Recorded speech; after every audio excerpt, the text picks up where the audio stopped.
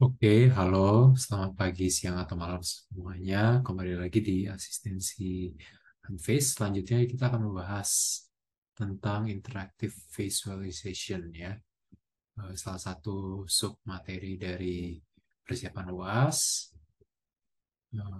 Oke, kita langsung menuju ke soal yang pertama. Nah,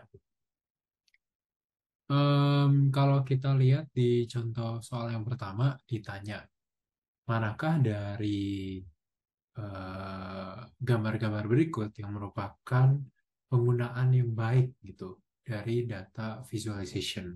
Nah, di sini jawabannya adalah D. Kenapa begitu? Jadi kalau misalkan kita mau lihat secara apa namanya analisa satu persatu gitu ya. Kalau A ini terkesan terlalu banyak kategori sehingga informasi yang ada tuh terkesan terlalu crowded gitu dan ingat salah satu prinsip dari visualisasi yang bagus adalah simplify. Artinya bagaimana orang harus melihat sebuah informasi itu dengan cara dipermudah bukan persulit. Nah, sama juga dengan B. Ini juga terlalu banyak warna sehingga informasinya terkesan berbeda-beda. Key takeaways-nya untuk orang itu bisa saja bingung gitu. Nah, kemudian kalau kita melihat untuk C, itu ya, ini terlalu banyak informasi tapi dibuatnya secara eh, vertikal gitu. Harusnya kalau memang mau dibuatnya secara horizontal aja gitu sebenarnya. Karena kalau kita buat horizontal itu akan jauh lebih baik gitu. Penataan kategorinya kalau dilihat di sini ya, eh, nama-namanya miring seperti ini juga bukan suatu tata letak yang baik sebenarnya. Kalau horizontal kan keren ya, agak lebih rapi gitu ya. Kita bisa bikinnya begini, begini, begini, begini gitu ya. Terus namanya juga seperti apa gitu kan. Ini akan jauh lebih bagus gitu. Misalnya di sini kategori gitu, kategorinya gitu ya. Ini akan jauh lebih mempermudah gitu daripada seperti ini. Nah, contoh yang baik itu adalah seperti D. Kenapa? Karena D ini menggunakan warna yang sesuai gitu. Dia mau membandingkan, misalkan di sini Cina adalah negara dengan emisi CO2 paling tinggi gitu. Nah, berbeda dengan yang B ini kan, terkesan informasinya apa ya? Karena warnanya berbeda-beda seperti itu. Tapi kalau D ini hanya menunjukkan kalau Cina emisinya paling tinggi gitu ya. Sebagai satu negara. Kalau ini kan memang dia lebih tinggi karena others ya. Jadi ini. Nah, satu lagi yang buruk adalah yang E. Kenapa? Karena dia memulai bar chartnya kalau dilihat ini nggak mulainya dari nol. Jadi kesannya produk dua ini jatuhnya jomplang gitu. Padahal mungkin ya aslinya dia hanya beda sekian gitu ya atau gimana gitu. Tapi karena ini nggak start dari nol, ini buruk gitu. Nah, seperti itu mungkin untuk visualisasi yang baik gitu. Oke. Ya, ini alasan-alasannya ya. Nanti bisa dilihat. Kita iris dulu. Oke. Oke, kita lanjut ke soal berikutnya. Jadi soal berikutnya ini tentang hukum Weber ya, atau Weber's Law dalam prinsip penggunaan visualization design gitu ya. Jadi ada pertanyaan, hukum Weber tuh bunyinya apa sih gitu. Nah, hukum Weber itu jawabannya adalah the GND for any stimulus is a constant ratio. Itu D. Nah, jadi menurut hukum Weber itu rasio perubahan intensitas stimulus terhadap intensitas awal itu harus tetap konstan agar JND-nya konsisten. JND itu adalah just noticeable difference ya. Jadi dia ini adalah uh, perubahan terkecil yang dapat dideteksi dalam intensitas stimulus. Gitu.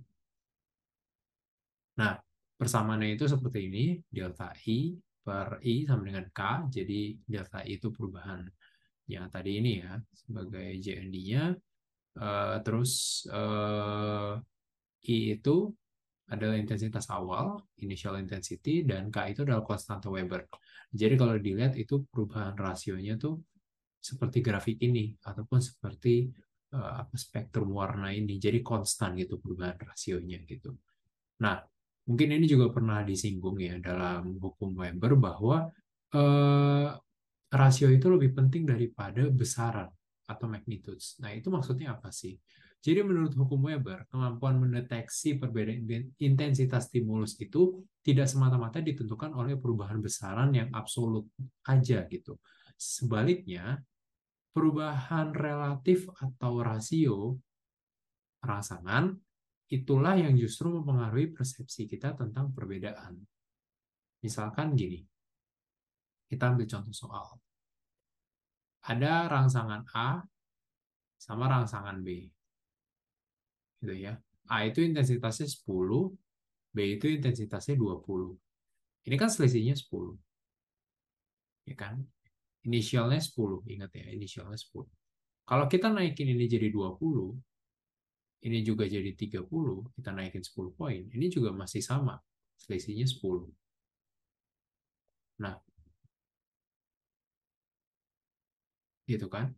Nah, berarti kalau dibagi kan tetap aja perubahan intensitasnya 10 per intensitas awalnya 10 sama dengan 1.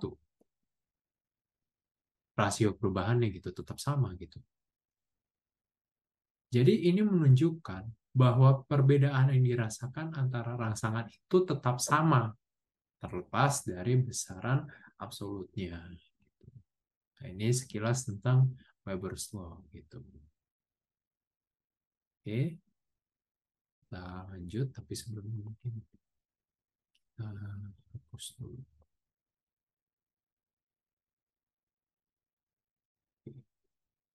Lanjut. Oke, nah selanjutnya ini mungkin tentang visualization toolkits ya. Salah satunya itu adalah uh, library di Python gitu. Nah, ini ada pertanyaan, which is a library in Python which does Python to Vega translation. Maaf, ini pertanyaan yang berikutnya. Which is a library in Python which does Python to Vega translation? Ini jawabannya adalah Vincent. Jadi Vincent itu adalah Python to Vega translator.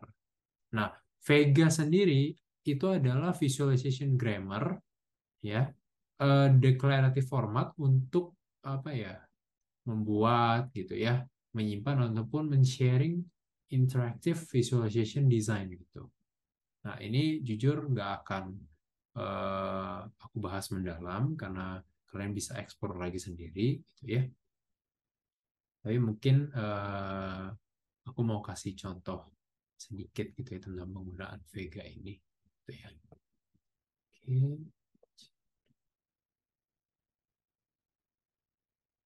Oke. Nah, penggunaan Vega ini bisa dicari di internet, tetap aja kalian tetap bisa nyari ini di internet, banyak sumbernya. Jadi ada beberapa bentuk gitu ya. Misalkan ini cara yang paling sederhana itu dari bar chart gitu. Nah, dari bar chart itu langkahnya itu yang pertama kalian harus import Vincent. Nah, tapi sebelum import Vincent, kalian harus melakukan installing dulu Vincent ini gitu. Jadi nggak kayak model Matplotlib ya atau Pandas yang kalian bisa langsung import gitu ya. Nah, di sini harus ada installing Vincent dulu karena dia bukan bahasa library yang langsung Python recognize gitu. Jadi kalau kita ke sini gitu ya, kalian harus gunain kode ini dulu. Pip install Vincent, baru kalian bisa ngelakuin import Vincent library-nya gitu. Nah, ini contohnya aja kalau misalkan untuk bar chart itu kodenya seperti ini gitu. Jadi pakai Vincent.bar gitu ya, terus datanya apa frekuensinya ya, terus nanti ada bar displaynya untuk kode berikutnya. Tapi sayangnya Vincent ini nggak bisa dipakai di Google Colab.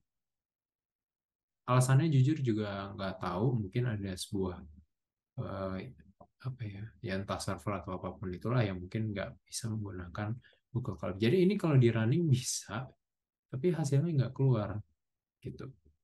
Ini kecentang gitu di Google Colab terdeteksi itu, tapi hasilnya nggak keluar. Jadi mungkin kalian bisa coba kalau yang mau coba sendiri tentang eh, Vincent ini di tempat lain gitu, Python code-nya. Nah, di PPT juga aku udah kasih eh, link ini ya, ini baru tentang bar gitu. Nah, dia tuh bisa aja nanti tentang line gitu ya.